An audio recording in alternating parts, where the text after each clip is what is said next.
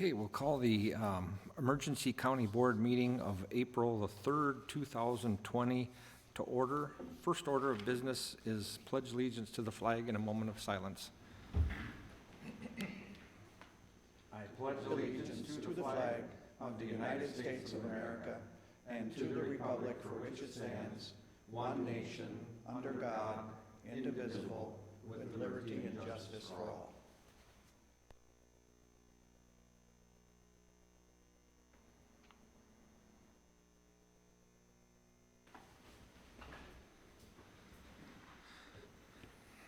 The third order of business today is open forum. We're going to have open forum today. I just want the public to know that we still, even though we're not letting the public into the county boardroom, we still want you to reach out to your elected officials, the county board. If you've got any issues, you can go on the county website. All of our phone numbers are there. Our email addresses are there, so I think we're all very accessible, and we do want to hear from you. I did receive yesterday, I don't know if it's 5 or 6, and I've given them to the county administrator to read today. So go ahead, county administrator.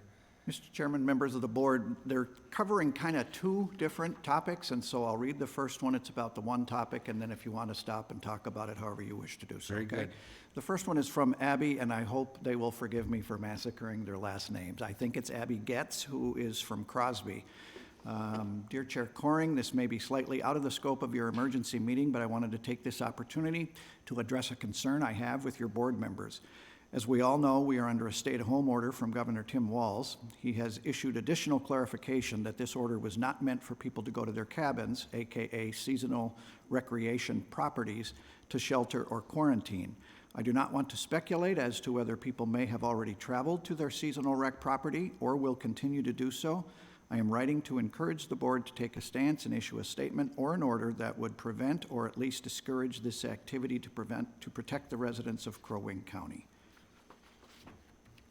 Any of the county board members want to weigh in on that? If not, I just would like to say Rosemary? that I have gotten a lot. Can you pull the mic over closer? I'd just like to say that I've gotten many calls about that issue too, and I have talked to our administrator. Okay. Mr. Chair, and I would say the same thing. Barrows. I've received several calls and emails regarding that issue. I would encourage the people that do come up to their cabins to bring their supplies from the Twin Cities or wherever they originated from. And I would also ask that they be considerate of the people in this district and what we're facing. So just be considerate of one another. Very good. Nothing else? Proceed. Mr. Chairman, this is from Nancy Osted. Please pass the Second Amendment resolution for Crow Wing County and protect our rights. Thank you. Regards, Nancy and Larry Osted. This is from Bernie Penner. Dear Bill and Paul, it has come to my attention that the nay side of this project is speaking up loud and clear. As a gun owner and a strong advocate of the same, I would like to add my voice to the need for this resolution here in Crow Wing County. It is always a public concern when facts and objectivity is downplayed and fear and personal anxiety becomes the voice of policy and protocol. Both of you know me very well, and I have the greatest respect for both of you over some 30-plus years now. I have pledged my full support to this cause. I hope you both are accessing the Facebook page where the pro-resolution folks are posting a large amount of very objective and fact-based comments. I have encouraged my friends that I have made over my tenure here in Crow Wing County since 1978 to support the resolution. I hope all of the commissioners will see that we have, in fact, by default, conducted a very effective public comment period and that the resolution can be presented as it has been circulated for several months now. Thank you for reading this. From Zach Getz, Chairman Coring, I'm writing you to show my support for the 2A resolution. I believe it's important to pass this resolution to give the vast majority of Crow Wing County residents some comfort during these trying times. Please discuss at tomorrow's meeting and vote to pass on the 14th. Thank you, Zach Getz from Brainerd. Justin Granholm, Thank you, sir, for standing with us on the Second Amendment dedicated county resolution. Very much appreciated. Justin Granholm. From Curtis Hall. My name is Curtis Hall, and I'm writing you to ask you to support a resolution declaring Crow Wing County a Second Amendment dedicated county. Please support our constitutional rights. Thank you for your time. From Michael Starry of Ironton. Over the past few months, there has been a concerted effort to have a Second Amendment dedicated county resolution passed. You met with our senators and representatives, all of whom are in support of this resolution. You heard from dozens upon dozens during open forum time, all but 4 of which were in support of this resolution. You've seen numerous letters to the editor, a front-page news story in the Dispatch, an NPR story, and you have likely heard of the numerous podcasts done on the topic locally. The general public has also seen and heard the same information, and yet the board continues to kick this can down the road on this resolution. We have thousands of signatures on a petition to have this resolution passed. 4,130 members of the Facebook group created specifically for the passage of this resolution, and I know that you each have received hundreds of letters and phone calls regarding the resolution, both for and against. Yet here we are still being told that this isn't a matter of importance, that the public hasn't had time to weigh in on the issue. Months of public discourse and debate on the issue in the press as well as your inbox disprove that position. The reality is that the democratic process in representing the people of this great country does not stop because of a pandemic. It only becomes more important. The longer this pandemic continues, the more this crisis instills fear and concern in the hearts of man, the more likely it is that the residents become concerned with their right to keep and bear arms, their right to due process, and their right to be secure in the homes and property. Data released this week shows a record number of Minnesotans purchased a firearm in March or had the NICS done to acquire one. Because they are feeling the nervousness and fear this pandemic is causing nationwide as well as here at home. Firearms dealers locally are struggling to keep up with demand as the people of Crow Wing County choose to ensure their own safety and security, purchasing a firearm now because they realize that opportunity may be lost soon.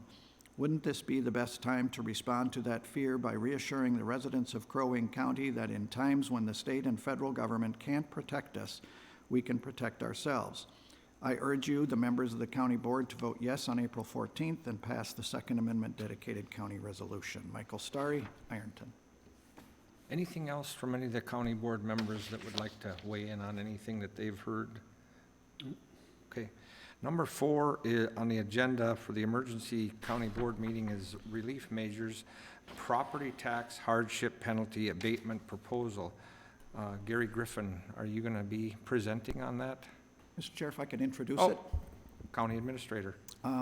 Members of the board, I have seen some of the emails that you have been receiving from businesses that are affected by the COVID-19 outbreak, and there are businesses in our community that are hurting.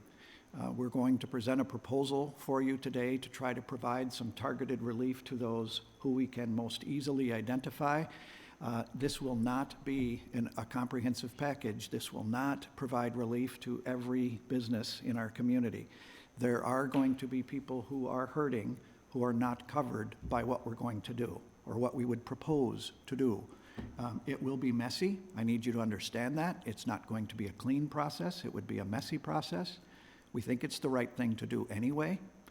And so Gary's going to introduce for you kind of the confine or the description of what we're proposing, some of the revenue projections that we've done to ensure that we can still cash flow county government to respond.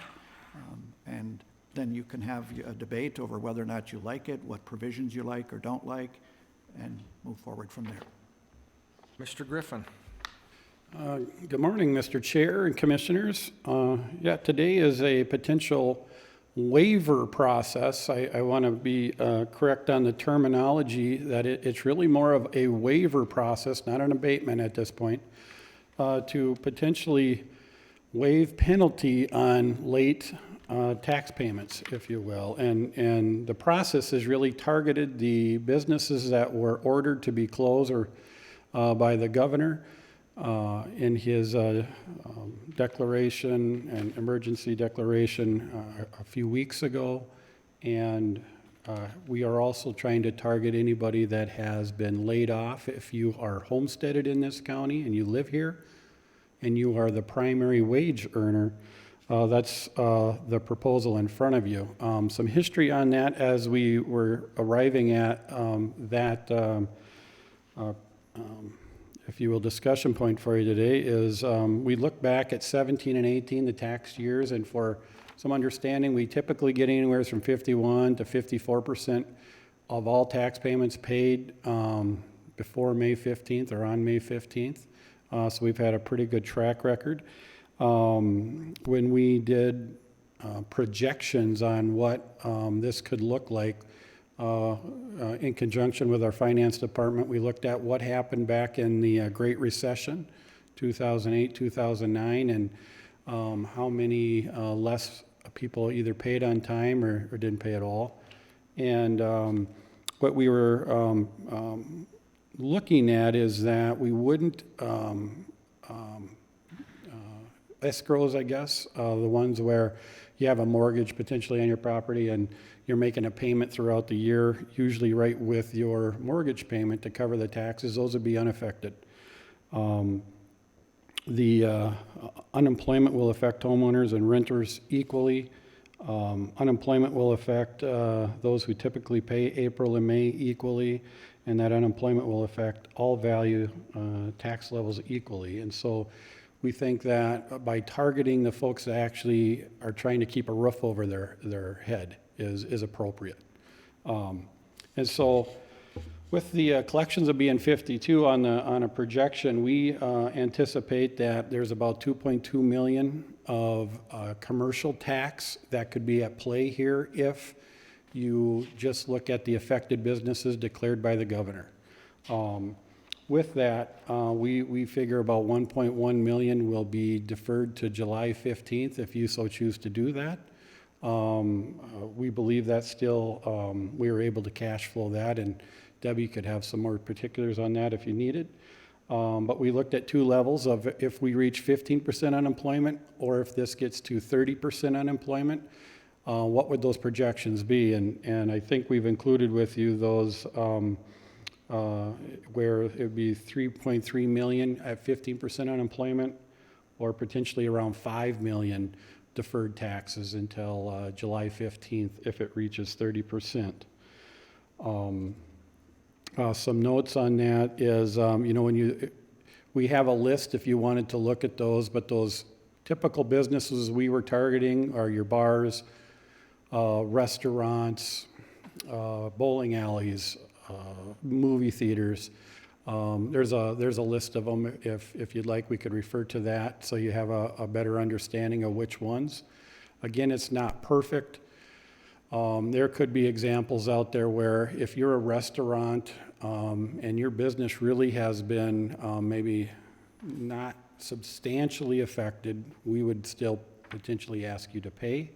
I don't know if that even exists out there, but I was thinking of, not all restaurants are closed. Some are doing curbside, and more of our fast food restaurants seem to have fairly long lines. Don't know what that really means to the bottom line of their books, but I know that the stay-at-home, I have heard, has really impacted business.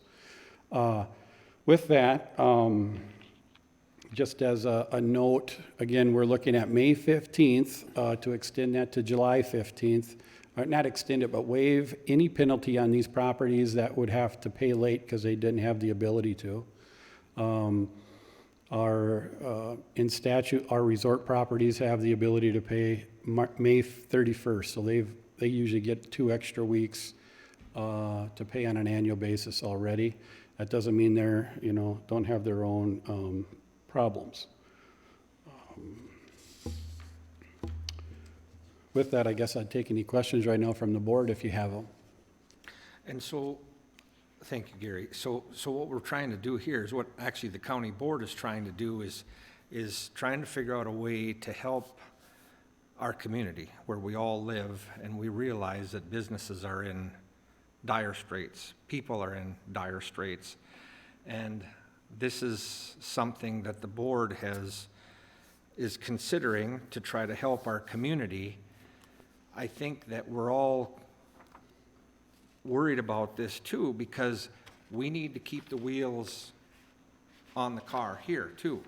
We've got community corrections, people that need to be checking on sex offenders, we've got a jail to run, we've got law enforcement that has to continue to be able to answer calls. We have to keep this running. And if we run into a cash flow situation where we can't pay the bills, we're going to be in a big world of hurt. But it's my understanding that we feel like we can make this work, we can help our community at this time of need, and that's what we're considering right now. So any comments from the county board? Commissioner Brecken? Yes, thank you. I think one of the things we have to think about with this, and especially on the commercial side, is that it's all about cash flow. And I reached out to the Small Business Development Center at the college, and they're working with businesses continuously and of all sizes. And, you know, the thought's going to be is that there's going to be we'll be surprised in which businesses are really struggling with that cash flow. So is there a way that we can approach each of these on an individual basis as we do some of this evaluation and set up some kind of a payment plan for them if they're really struggling? We could do whatever you guys would like, Mr. Chair, Commissioner Brecken. We could, and I know Ramsey County is potentially working on something that may come from their county with some kind of a payment plan. We could do that administratively. That's going to be a lot, not that we're here to serve. I don't want to say that we're not. There may be better solutions, whether, you know, instead of smaller installments, if we could work, when are the applicable dates so that they could pay instead of a little bit, well, just, you know, whether we extend or waive or provide relief a different way or abate at the end of the year. If they do have penalty and interest, that's a different consideration too if you so choose to invoke it. But we could look at a payment plan if you guys would like us to.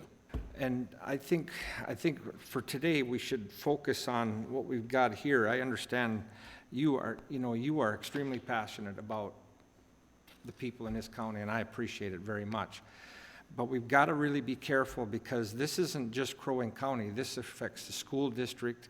If we start doing this, this might put the school district in a cash crunch too. Townships, cities. This is not just Crow Wing County. So I think it's a way that we're trying to help, but this is a difficult situation. So. Well, that's why, Mr. Chair, I think we have to just be open to, you know, to look at this, because we don't even know when some of these businesses are going to get back open. Yeah. And so until they get into some level of cash flow, and some of them are already, you know, kind of, you know, in debt and struggling. So it's going to, you're right, it's going to be a challenge, no question, no question. County Administrator. Mr. Chairman, members of the board, your point is really well taken. I did reach out to each of the 3 school districts in Crow Wing County. I think school districts are going to have a tougher time with what we're proposing to do than cities. I also reached out to the largest cities throughout the county. I sent the information to all of our township and city clerks throughout the county, asking for any feedback, and then I subsequently made calls to each of the school districts and to the largest city that had city clerks, city administrators. What I can tell you based on those calls is the cities seem to be in pretty decent shape and have adequate fund balances, that they do not believe that this is going to impair their operations. For school districts, some are in better shape than others. I would tell you that it's a challenge for the school districts, the cash flow. And the issue for us is we collect this money in May, and it has to last us until the second half collections. And that's the same for school districts. School districts in particular are suffering as well, because they are now obligated to provide daycare that they cannot generate revenue on. They can't charge anybody. They are obligated to provide school lunches. People used to pay for school lunches. They cannot charge people for those. They've invested significantly in technology to allow for distance learning, which is something they had not planned to do. And so I do think this is the most challenging for school districts. What we are also proposing is that after we collect in mid-July, we will reconcile the first settlement back out to those cities, townships, and school districts. We can't hold their money until the second half, when we do the second settlement. We will need to reconcile it at the end of July so that we can get whatever we have collected of their money back into their hands. And so for some of those school districts, it's nip and tuck, but they have told me they think they can weather that. And I think they all know, all the cities, all the townships, all the school districts, that these are extraordinary times. And so I also heard a fair amount of support from them, saying they thought it was the right thing to do. Very good. Commissioner Hoag? I don't know who can answer this, but maybe Bill too. I think some of these loans, grants that are being offered now, which basically change by the hour, I believe in a couple of those, the one area that you can use the money for is to pay taxes. Does this, so if some small business applies for these loans or grants, it has the ability to pay, do we capture that in here, or do we allow them to waive that until July? Or I guess I don't know if we should force that issue, knowing that the cash flow is going to be a tight. Mr. Chair, Commissioner Hoag, it's going to get increasingly difficult to get that information from our businesses in our community, but what we were hoping is folks do the right thing. If you have the ability to pay, please do so. That is our encouragement. If you need some help, or you know that you're not going to have the cash to pay until July, we would like the ability to see if there's something we could do for the closed businesses. But Is there any way the state can help us on who has applied for these we could grants? Or? we could check. I haven't checked in on any of that. I'm just looking at it as a way that we could maybe help, our cash flow issue. If indeed they apply for these loans, then that money's there for them, that they pay on time. Or I would go back to if we stick with the targeted businesses that we're discussing here today, we should be fine with our cash flow as long as eventually they do pay. It's a different discussion if we get non-payer rates, in double digits. We'll be having a different discussion probably. And it's my understanding that a lot of these loans that the federal government, the SBA, is moving forward with is to try to have businesses keep paying their employees. And that's the reason why. For example, I think one of them is a $10,000 loan that is a forgiven loan. If you keep the employees that you have employed for the next 8 weeks, 8 or 9 weeks, and that loan is automatically forgiven. If your payroll is $4,000 or less a month, and then there's another loan that's over that. So, and I think it's just it's kind of focusing in on trying to make sure that people are still having a paycheck is what it's all about, so. And Mr. Chairman, if I may, Yes, County Administrator. this is a time when we're asking people to be the best citizens, the best form of themselves that they can be. And so even for targeted businesses, if they don't need the relief, we would ask them to pay their taxes. That's really what it boils down to. And so I think to myself, for instance, and I have no idea how this has affected them, but a large corporate restaurant like, say, McDonald's, who may have shifted a good percentage of their business from walk-up to drive-up. If they don't need the relief, then please don't apply. We need people to be good citizens. Those of the rest of us who are fortunate to have had neither of the wages in our family affected by this, we need you to be good citizens. and pay your taxes, because to Commissioner Coring's point, that is how we provide emergency services. That is how we provide for snowplow drivers. That is how we provide for law enforcement, for the jail, and essential services to our community.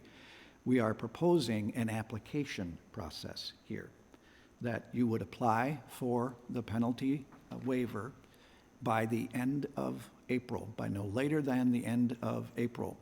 We will apply the criteria that we're talking about here and turn around an answer to those applicants as quickly as we can. My hope will be that that's within a day or two.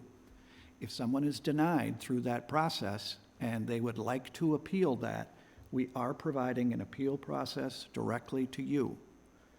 And we will probably need to schedule a board meeting between April 30th and May 15th. We need to get them a final answer with enough lead time to still muster the resources if they're denied for May 15th. And so it's fast. There are undoubtedly circumstances that we will encounter that we did not anticipate, so it will be messy. It is simply trying to provide relief that we can provide and still cash flow our operation. It is targeted to individuals who are laid off and primarily to small businesses. And so I just want to tell a story of a Crow Wing County resident who called me, and his wife works at a restaurant. She lost her job or was laid off 3 weeks ago, is desperately trying to get unemployment, but every time she goes onto the state website, it's crashing. She's tried to call there. They're apparently not taking any calls. And then he just got laid off. They got a couple kids. He called the bank to see about paying his mortgage, and they said, well, you're going to have to pay penalties, and they didn't seem to be very helpful. Well, he had enough money to pay for this month and his vehicle payment. But what happens next month, as long as this goes on? And that's why I'm supporting this, because of that specific case. If we can help them and we get back to work and things get back to normal, I don't know if it'll ever get back to normal, but that's an example, and that's a true story of somebody, and there's thousands of those examples, I believe, in Crow Wing County. And this is the county board's one thing that we can try to do to help in a small way. So, anything else from the county board? Mr. Houle, so then I don't see a request for board action, but I'm assuming that we're just going to have a motion to approve the penalty waiver request form. Yes, Mr. Chair, Yeah, okay. to approve these two. Yeah, okay. Is there a motion to approve? Okay, so I don't see that here. Let me just look. I just want to make sure I'm on the right page. It's right here. Oh, it's stapled together, okay.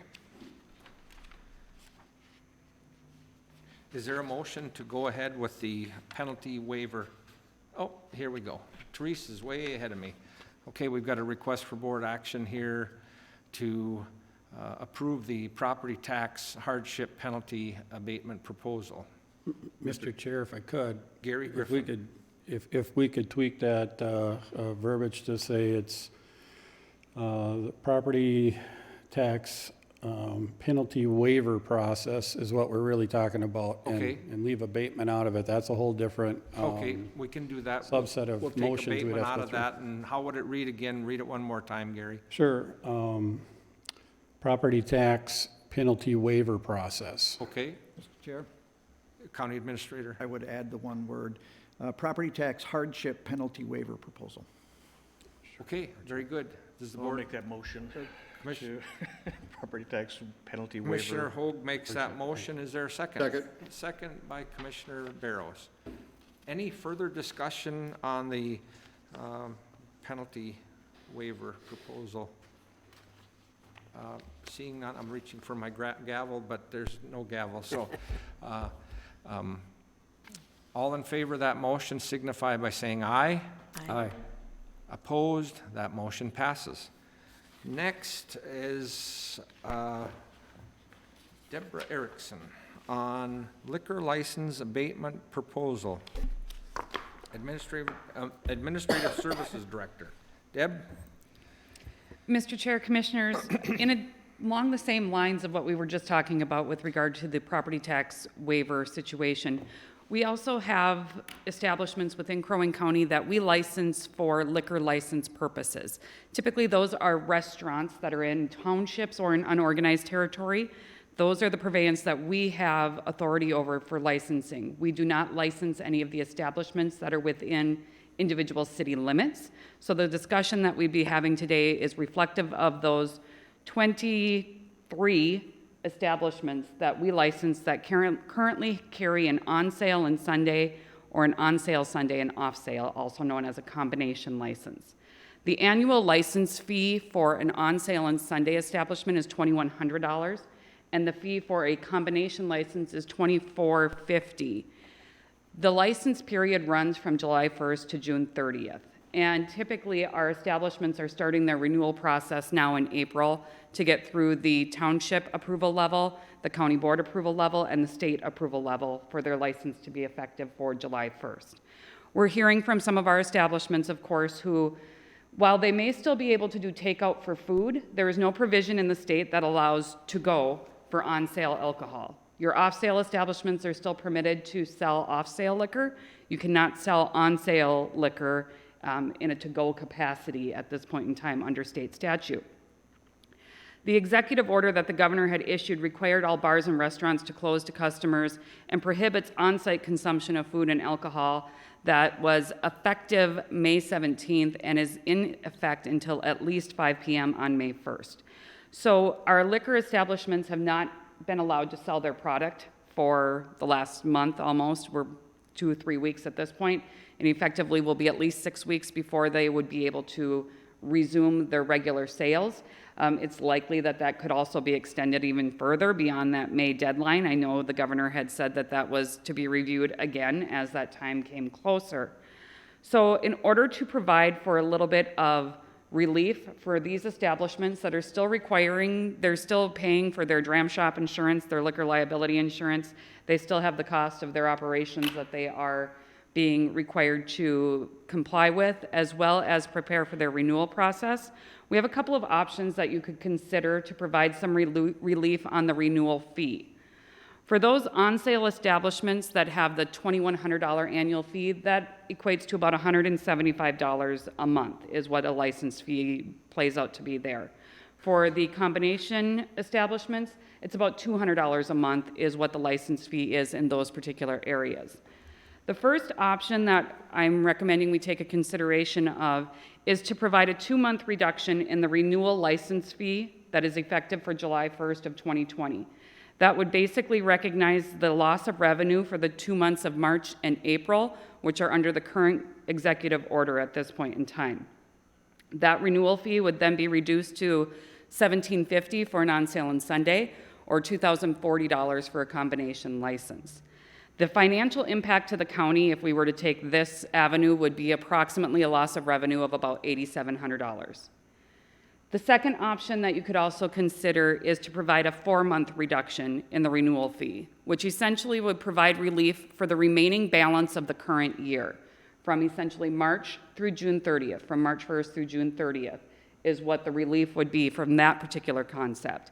And if we did a 4-month reduction in the renewal fee, the reduced fee would be $1,400 for an on-sale and Sunday license and $1,630 for a combination license.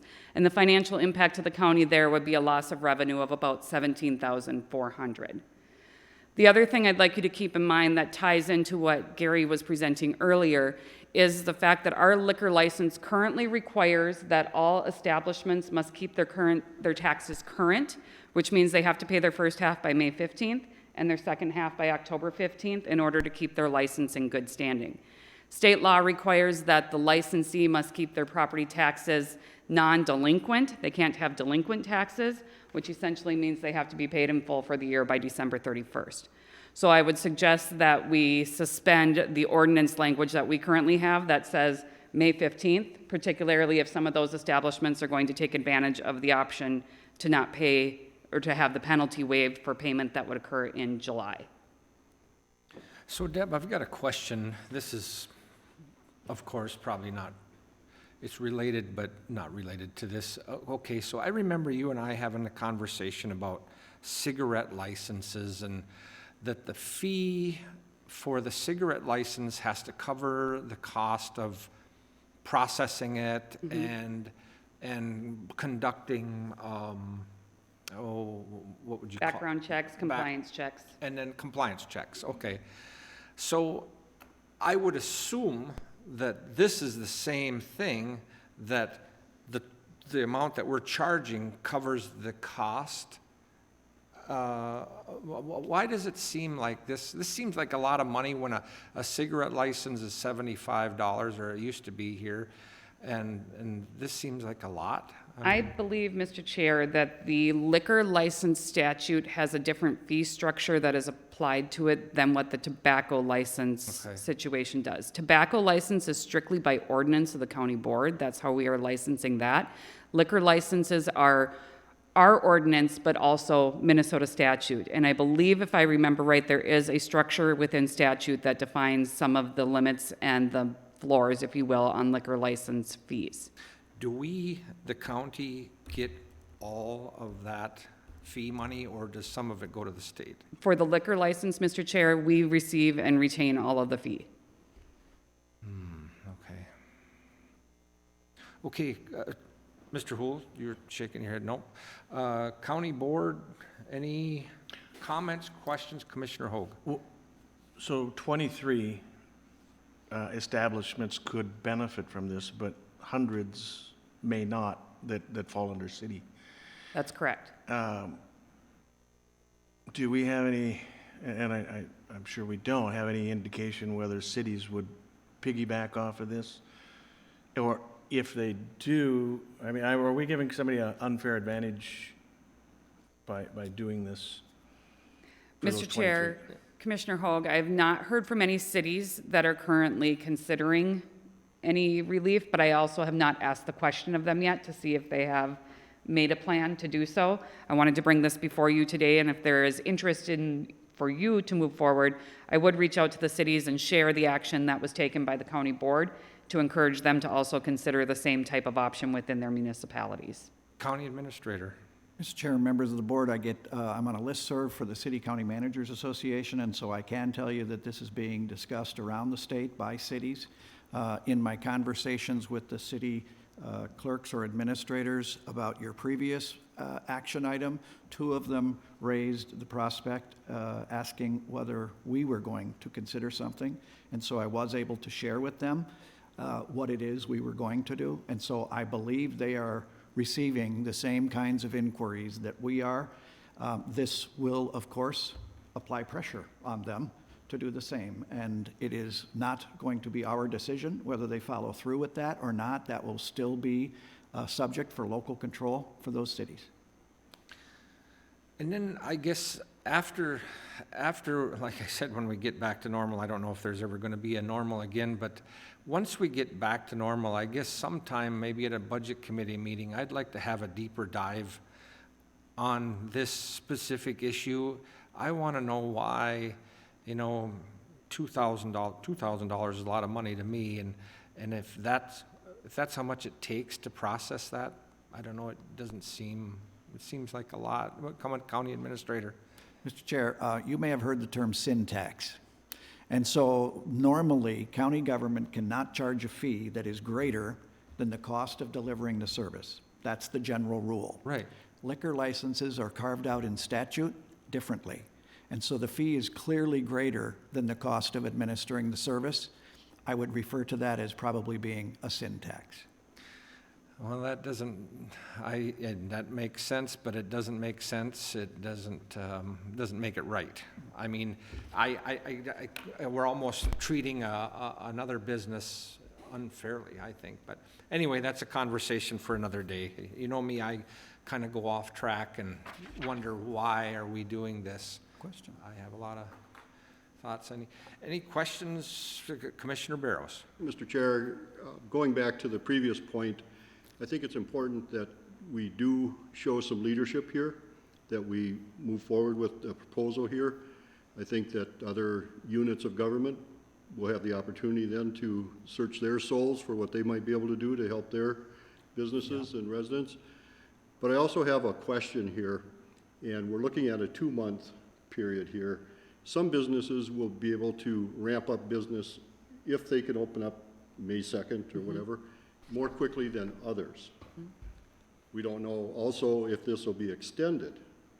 So when we look at a 2-month versus a 4-month, might be 6 months, I mean, we really are not knowing at this point what's going to happen.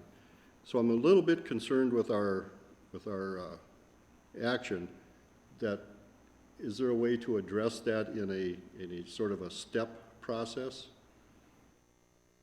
Mr. Chair, Commissioner Barrows, we can address it in whatever direction you would like to.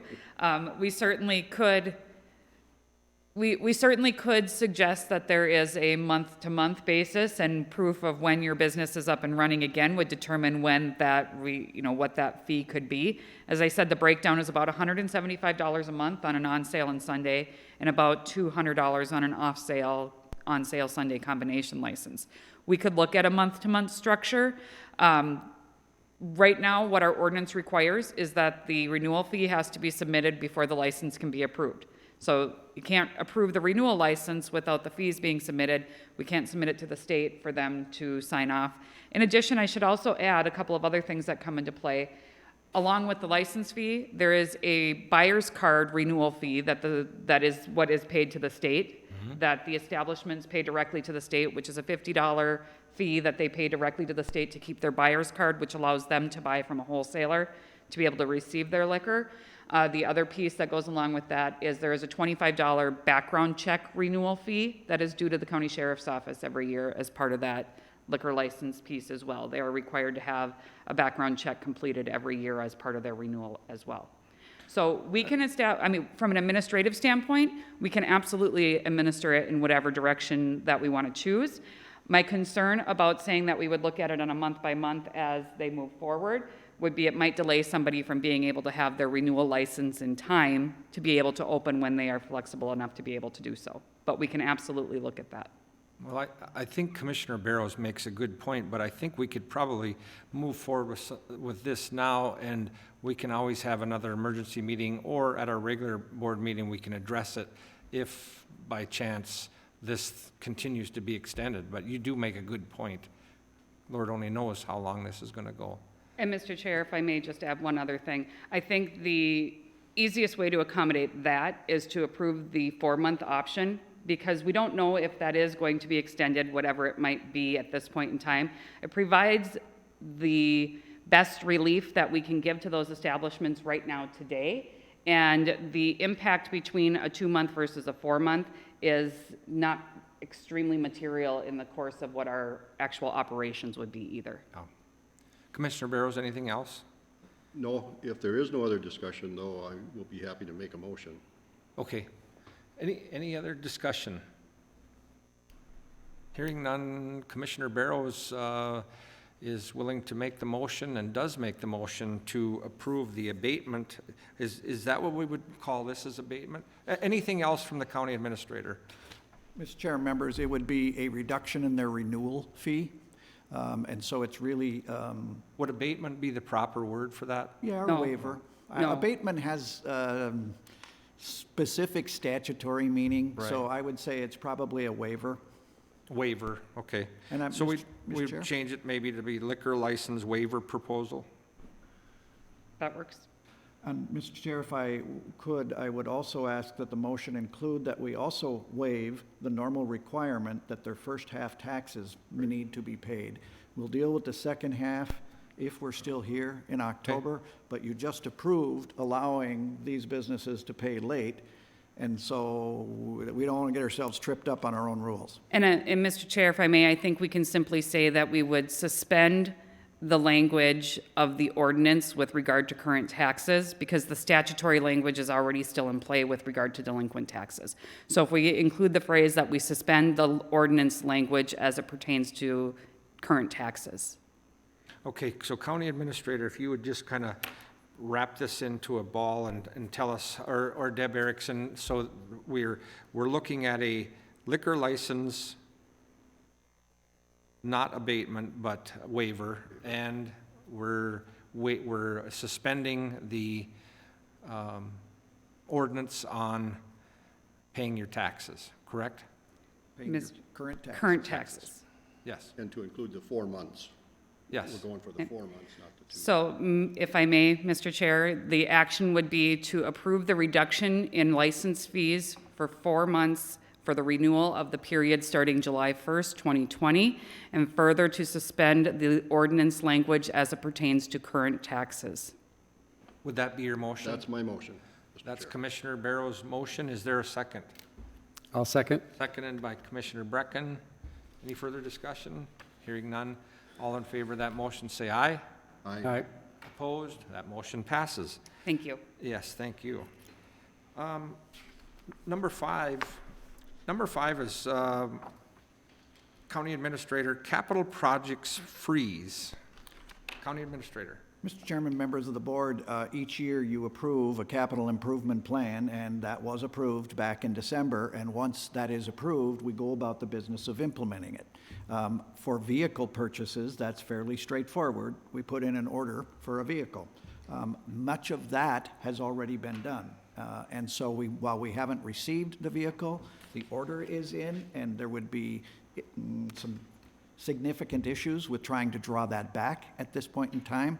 So what I have in front of you is a list of capital projects that have not yet been begun or we have not encumbered funds on yet. And what I'm asking you to do is to freeze those capital projects for the balance of 2020, but grant me the authority after July 1st to unfreeze them if our finances allow at that time. So it is still the same list. What that has the potential to do for us right now is to reduce our expenses about $900,000 for this year. Why do we want to do that? Well, because we know that we are going to spend money on our COVID responses. We already have begun to do so. We also know that we may have a reduction in tax collections. And so this is a preemptive measure in anticipation of alternative spending and still trying to live within our means and not dip into fund balance. There may be other measures that we will want to take down the line, but this one I think is sort of, if you will, lower hanging fruit. Sounds good. Any comments from the county board? Is there a motion to freeze the capital projects for 2020? So moved. So moved by Commissioner Franzine, Second. seconded by Commissioner Hoag.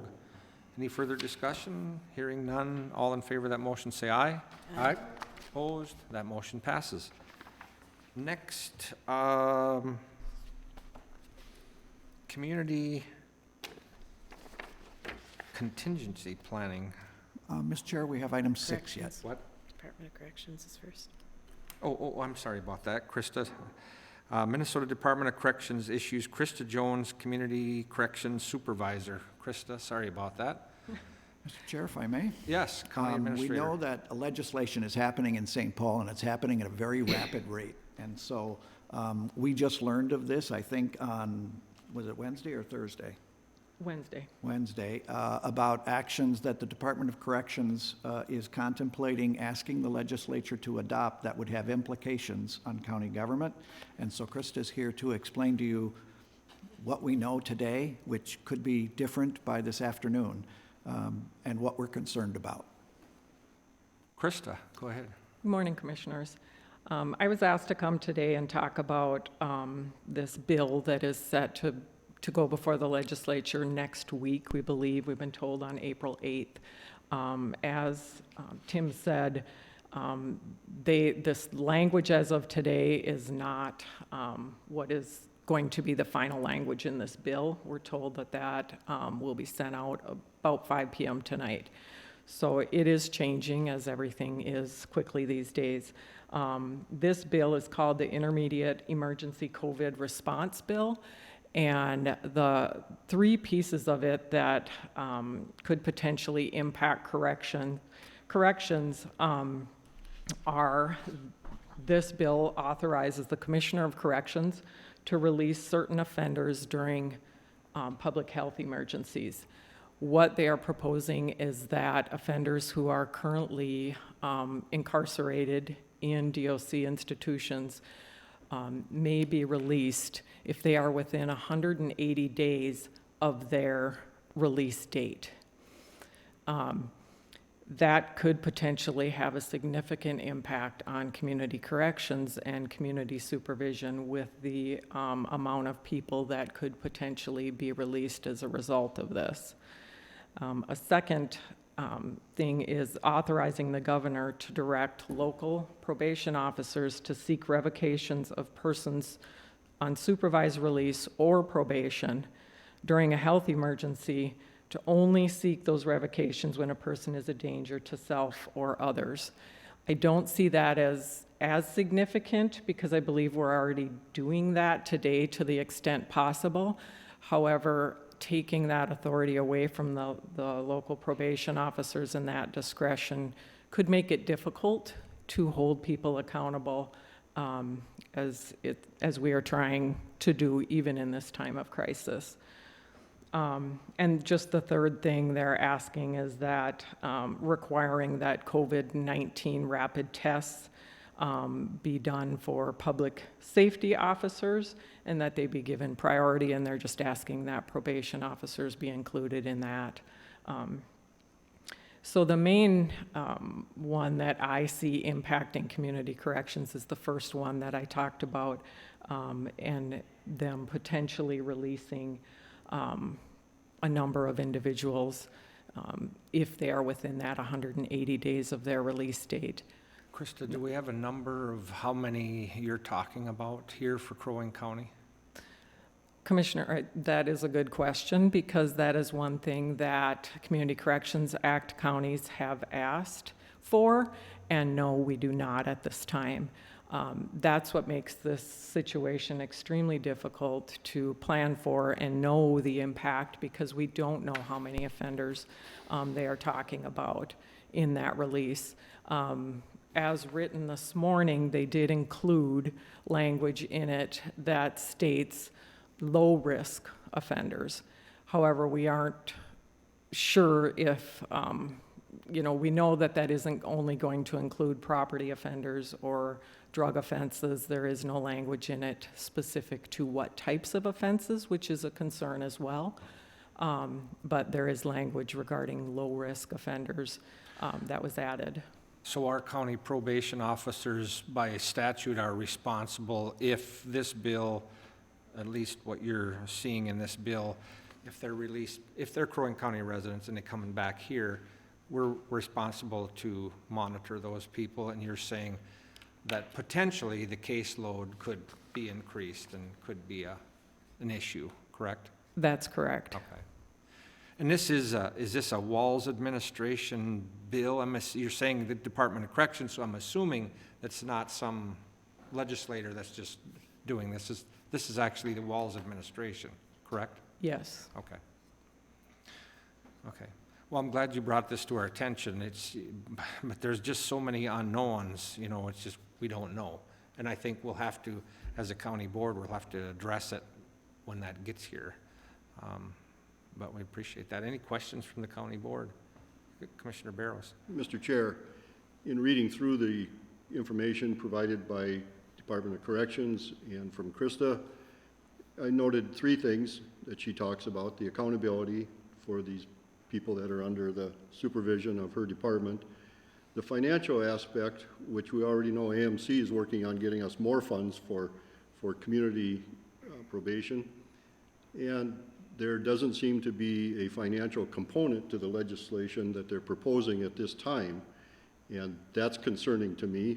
I think that we have noted significantly at AMC meetings that we need to have additional dollars for Krista's group. And then it's the jail where we're going to be putting inmates in there who've been convicted that normally would go to the State Department of Corrections. And from a jail perspective, or county perspective, we're going to bear the cost of those up to 180 days, is it? Potentially, or whatever number of days it is.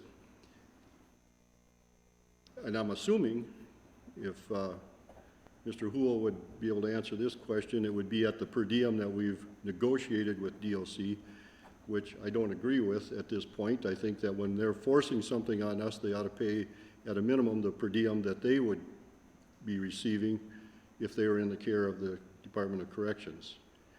As a partner in their number of people that they're taking care of at the State Department, I understand that we are trying to be a good partner there. This is a different situation, and so to me, there's two different pots of inmates that we're being requested to handle. Mr. Chair, Commissioner Barrows? Administrator. The second provision, and this is how fast it's changing, we believe that that second provision that would take inmates from the state correction system and put them into county jails is no longer part of the bill. Is that correct? That is correct. As of this morning, I did receive information that they are potentially pulling that out of the bill, and it is no longer in that language. So Commissioner, you're right, that was a huge concern yesterday when the first draft came out, and that is why Heath is here, and I'm sure he's happy to hear that. But literally right before we came over here, in speaking with AMC, they indicated that that is a piece that may not make it in to the bill, which is good news. However, they made it clear that the piece regarding the release of people 180 days within their release date will stay in the bill and potentially go to them next week. I appreciate the concerns that you raise and that I had written yesterday. But in addition to that, I just wanted to say, due to the changes related to this pandemic and the challenges we're already facing in community corrections, and that we've really had to change the way we're doing business already, and having to absorb this on top of what we are already trying to manage at this point really is not possible, to be honest. Mr. Chair? County Administrator. The action I think that we would ask you to contemplate is to authorize the chair to sign and send a letter to our legislative delegation, and it would express three concerns. One is concern that they would be adopting legislation without being able to provide any numbers to us on how many cases they're referring to. Two, concern that there would be no new money that would be attached to that work that they would be sending to us. And three, concern that that will require us to shift away from supervising lower risk offenders in order to accommodate this. That makes our community less safe. Is there a motion to authorize the chair to send a letter to our legislative delegation on what the county administrator just reiterated? I would make that motion. I'll second that motion. Commissioner Franzine makes that motion to authorize the chair to send a letter, seconded by Commissioner Barrows. Any further discussion? Hearing none. All in favor of that motion, say aye. Aye. Opposed? That motion passes. Krista, anything else? No, Commissioner. I just want to say, on behalf of the county board, I know I'm speaking for everybody, and we represent all the citizens here. We really appreciate what you are doing and your department in really protecting our community, and we sincerely appreciate the work that you're doing in this difficult time. And thanks. Appreciate it. Well, I certainly appreciate that, and I will pass that on to staff. I They'll wish you would. appreciate it. Thank you. Thank you. Krista. Heath, anything you wanted to put on the record, or you're certainly welcome to. Our county jail administrator. Mr. Chair, thank you. My concern, obviously, is the efforts that are being made by us right now to reduce our population would be adversely impacted by some of these decisions that are being considered. We have not gotten rid of the DOC inmates that we currently have in the facility, which is 29, but we have also informed that we're not taking any others at this point. So we do not want to see this dramatically raising our potential exposure and taking people back into the facility. Currently, we're down to 100 inmates in the facility total between Crow Wing and our 2 contracted entities that we deal with. So that is our primary concern. Is it would basically be tearing down all the efforts that we've made at this point to reduce our population and our exposure risk. So anything that would do that at this point would be very negative for us. So. Any questions from the county board to Heath? Yeah. Heath, I want to just say also the same to you and your staff. I mean, you guys have no choice you can't say, well, I'm not going to go to work. You have no choice. You have to be there. And again, on behalf of the county board, we appreciate you. Thanks. Thank you. And I Our hope staff you'll- are dealing with a lot of dramatic changes in how we operate, and we've made changes to their schedules. They're working 7 days in a row now and 12-hour days, and so they're definitely bending over backwards to accommodate everything and deal with this situation as it's being handed to them. So We all appreciate that, Heath. We really do. thank you very Thank much. you very much. Thank you. Thanks. Now, I'm back to 7. Commissioner Brecken, who I've known for a long time, but you are a passionate guy. And I think all of us that run for office, we do it for the reasons, I think we all do it for the right reasons. But I see a lot of passion in you, and you wanted to have a meeting the other day with the county administrator and myself, and of what we can do as a county to help our community. And I think it demonstrates today that we are doing that right now as we speak for the last hour.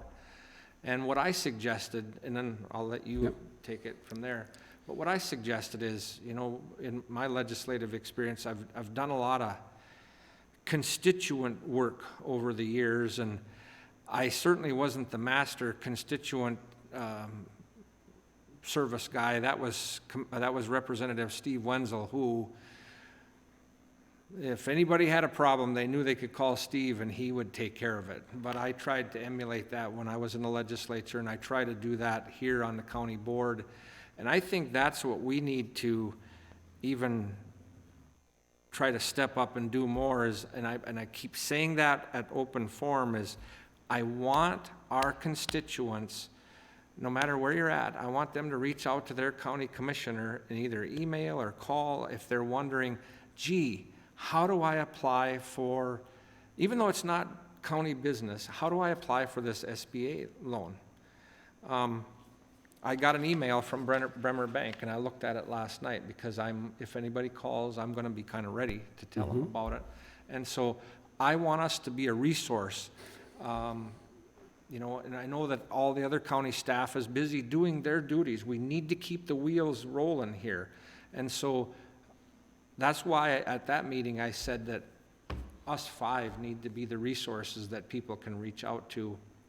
And I even suggested putting a paid ad in the paper of, if you look in there, the paper puts in our United States representatives and our state representatives, but they don't put the county commissioners and their contact information in there so that people can call us and say, hey, I have a problem, what can you do to help me? And so you can talk further about our meeting a couple days ago, but I just want to say I appreciate your passion for trying to help people. Mr. Chair, thank you. I think that we wanted to have this meeting to be able to start talking. My focus is starting to move toward how do we reopen the county? And so I think with that, and we've had some people reaching out to us about and what their concerns are. And so one of the things that I think this can be a time for leadership for the county commissioners as we go forward to be able to work with this, and an excellent time to reach out to our constituents in our districts so that we can really talk to them and decide where we want to go with this. So we do kind of have an outline that we're working with. It's kind of with a military background in regards to approach, adapt, improvise, and overcome. So as we go down this path, it's going to change as we move, as we're seeing what's happening all around us. We see the opportunity for the county to show this leadership role and working closely with the chamber, because they work a lot with the business community. We work with the Blade Act, the Development Corporation. Region 5 is involved in the lending processes, the Initiative Foundation. So there's a lot of resources out there, and if we can just be aware of them to help direct some of those. We kind of have identified the organizations or the businesses that are currently open, the convenience stores, nursing homes. I've reached out to Mike Duth, the head of Good Sam, who oversees the districts from northern Minnesota and North Dakota, asking, and what we're really trying to do is, what are the best practices out there that we can start kind of identifying and helping? And especially, we're seeing Costco and Target, the grocery stores, Mills Fleet, they're all setting the separation markers out there. They're doing sanitation on carts and all of that. So if we can start preparing that. And then I think one area that if we can start working with is our restaurants. I've reached out to a couple of restaurant owners, and they're also already preparing to change their business model. One is going to, a couple of them are going to talk about eliminating tables. If they have seating for 100, they might go down to seating to 70, so that they can have, again, separation. Learning best practices. You're going to go into their restaurants, there will be nothing on the tables, no salt and pepper shakers, anything. But maybe a sign that says this table's been sanitized. And so everything will come back to them, so that when they sit down at that table, they know nothing was touched by the previous guests that they had in their business. So that's kind of building and working toward that. So I guess the thing that I would kind of like us to do, and like I said, I've reached out to quite a few people as we're doing that, and some of our major resorts to see how they're going to navigate and reopen. And so we got to start going down that path and assisting that. My encouragement would be is that each of us should be reaching out in our districts to the different businesses that we can, see how they're doing, and see if we can start, if there's any help that they need, or sharing some different ideas in regards to that. So I know, and then if you have some, better business practices that we can do, maybe we can share those again with Tim, and he can kind of start compiling that and working again with our staff here, so that we can compile that and be that assistance to them, and then disseminate that information back out to us and what we're learning from our constituents. So that's kind of the path I'm going down, is reopening Crow Wing County, as whenever that may be. And I think we're headlong into that right now. It's my understanding that we are putting up, I don't know what you'd call it, the plexiglass dividers all over. If you go They're over, called sneeze guards. Yep. If you go over to Costco, I will say they are doing a tremendous job. They've got the sneeze guard, and I got gas there the other day, and as soon as I was pulling away, I looked in the rearview mirror, and he was already wiping down the handle there. So there's yeah. So any other comments from the other county board members? No? Okay. COVID-19 update, County Administrator. Mr. Chair, unfortunately, I can announce for you today that we have our third confirmed case of a resident of Crow Wing County who has come down and tested positive for the COVID virus.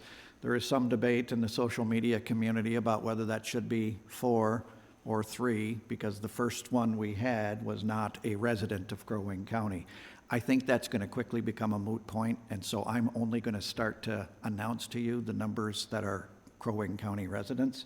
So this would be our third confirmed case. I believe that this is a man in his 60s and is not hospitalized, recovering at home. And so I think we are going to experience more of those numbers as time passes. and so we'll try to keep you and the community as well informed as we can. I expect the Department of Health will be announcing that at 11 o'clock in about 45 minutes. We also just wanted to update you on things that we have done. Commissioner Coring is correct. We are looking at our physical infrastructure. We cannot continue forever to restrict the public's access to our buildings. And so we are looking at our public counters and where we meet with people in closer proximity. How can we create safer environments for both the public and for our employees? And so, yes, you will start to notice that we are putting up, I think sneeze guards is probably the appropriate term. It's not bulletproof glass or anything like that. We're not afraid of our residents. It is really just to try to give both sides of that glass good protection. And so you will start to see that happening around the campus. We have, because the president extended the CDC's guidance on groups of 10, no more than groups of 10 forming, the president extended that guidance through the end of April. That has been the guidance that we've been relying on to restrict the public's access to the buildings, and so we have restricted the public's access to the buildings until April 30th. I do want to emphasize that does not mean that Crow Wing County is closed. We are open for business, and I am impressed and surprised and happy about the degree to which our employees are finding creative ways in which to continue to deliver county services, either through online means, by email, by telephone, and when personal contact is necessary, that continues to happen as well. And so I'm quite pleased about the degree to which county government is still open for business, just not to public traffic in our buildings. I wanted to report to you on the Families First Coronavirus Response Act. I think it has some concerning provisions that affect us differently. You know that the Families First Coronavirus Act provides for 2 weeks of paid sick leave and an extended FMLA leave. It extends that benefit to certain classes of employees and excludes other classes of employees. To give you an example of who those provisions do not apply to in our shop, all of our law enforcement officers, all of our correctional officers, all of our 911 dispatchers, all of our public works infrastructure folks, so highway, solid waste, our child protection social workers are excluded. Everyone necessary to support them is also excluded, which would include IT, finance, HR, administration. About 2/3 of our employees are excluded from coverage under the Act. 1/3 of our employees enjoy a protection. And I don't have any issue with 1/3 of our employees enjoying protection. I take issue with the fact that those employees who are deemed to be most essential to us mustering our emergency response get nothing. We are working with our labor partners to correct that situation because it's the right thing to do, and so we will find ways to implement the sick leave provisions for the rest of our employees as well. The extended FMLA is not quite such a large concern for us, so I wanted to bring that to your attention, that we are going to do the right thing for our first responders and those who are necessary on the front lines. Good. I'm happy to answer questions about that. That's a complicated act. Also wanted to report on personal protective equipment for our community. We still do not have adequate supplies, and I'm sure you can read the news as well as I can that the federal stockpile is getting depleted. And so we are considering alternative ways. There is quite a cottage industry springing up for folks to make face masks in our own local community. The Minnesota Department of Health, in fact, has some guidelines for how to do that to create the best possible homemade masks.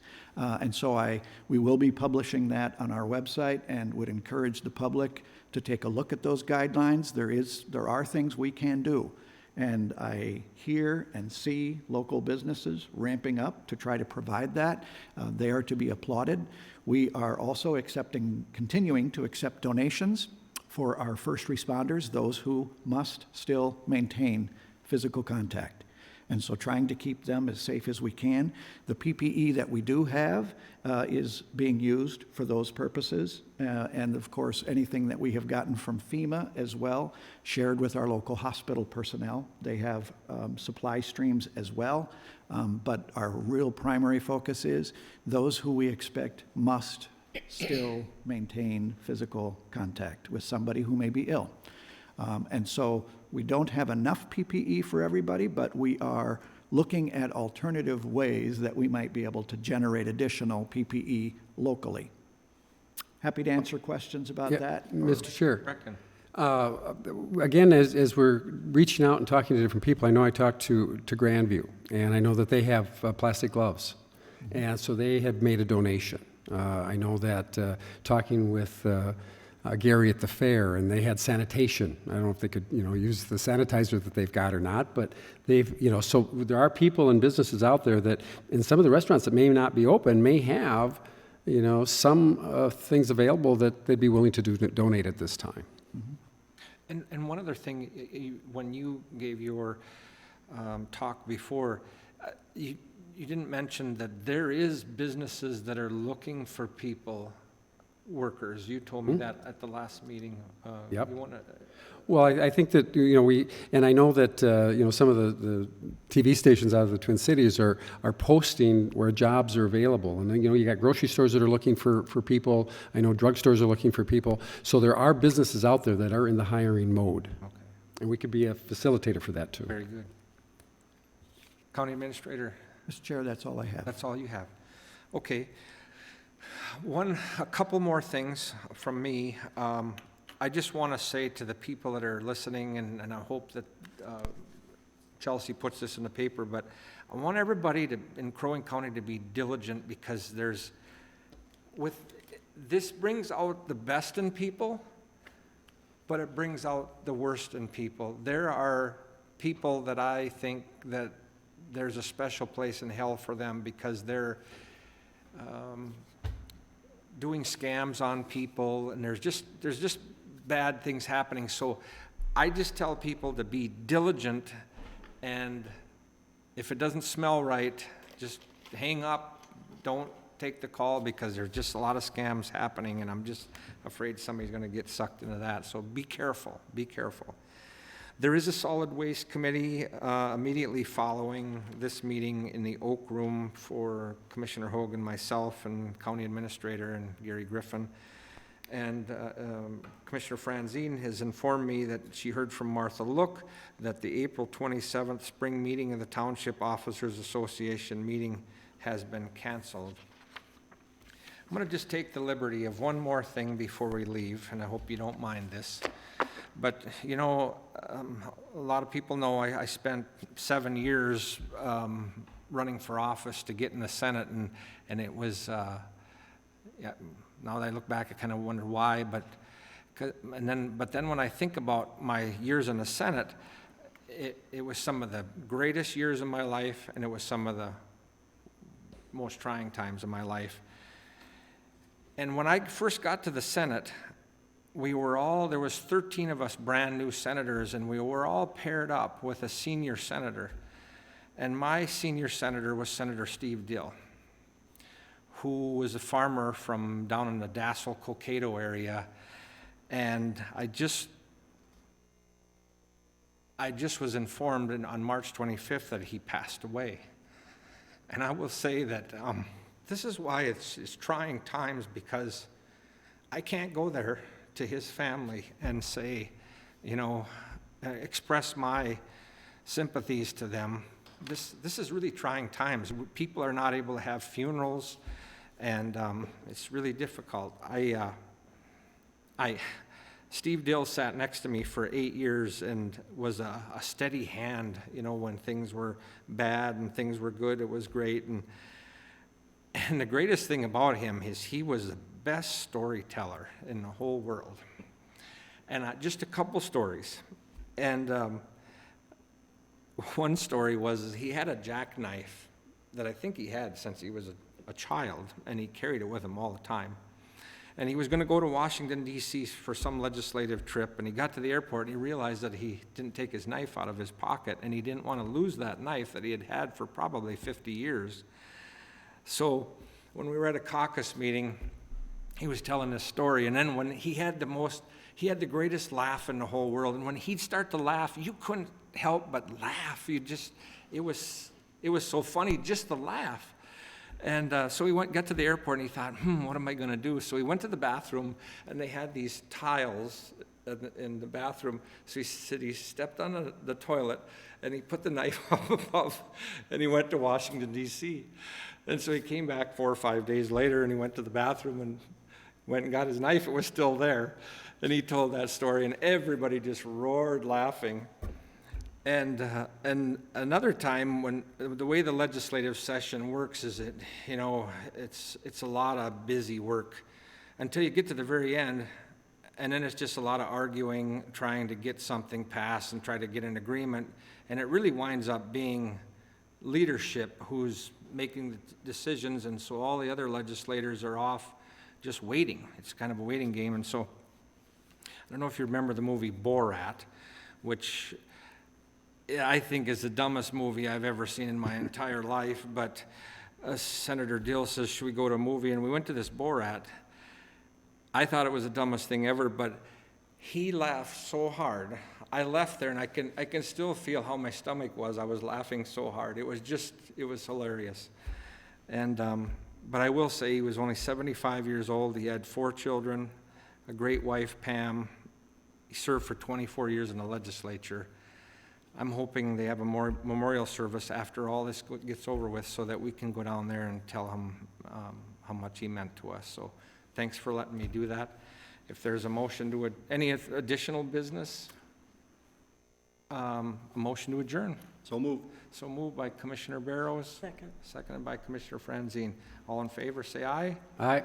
Opposed? We are adjourned. Thank you.